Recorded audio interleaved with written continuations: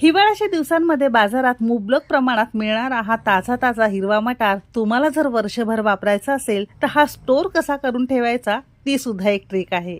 इतर दिवसांमध्ये अगदी मॉल्स किंवा बाजारामध्ये आपल्याला प्रिझर्व केलेले मटार अगदी सहज उपलब्ध होतात, पण त्यावर केमिकलद्वारे प्रिझर्व केल्यामुळे ते आपल्या शरीरासाठी घातकच असतात। मशावेळेस अगदी घरगुती साहित्यात आणि खूप हायजिनिक पद्धतीने आज आपण मटार स्टोर कसा करायचा ते बघणार आहोत। वर्षभर स्टोर करण्यासाठी मटार कसा निवडायचा, तो चिकट होऊ नये, त्याचा वास येऊ नये, रंग छान हिरवा राहण्यासाठी, ते सडू नये म्हणून सगळ्या टिप्स मी तुमच्यासोबत शेअर केलेला आहे, म्हणून व्हिडिओ अगदी शेवटपर्यंत नक्की पहा। अगदी वर्ष दीड वर्ष जरी म्हणाल तरी ह्याचा रंग कमी होणार नाही, हा सडणार नाही, चिकट होणार नाही किंवा याचा वास येणार नाही। अगदी बिनधास्तपणे तुम्ही हा मटार वापरू शकता। चला तर मग वेळ न घालवता आजच्या या माहितीपूर्ण रेसिपीला सुरुवात करूया। टिप नंबर 1, सगळ्यात महत्त्वाची अशी गोष्ट, तुम्हाला जर हा मटार वर्षभर स्टोर करून ठेवायचा आहे ना तर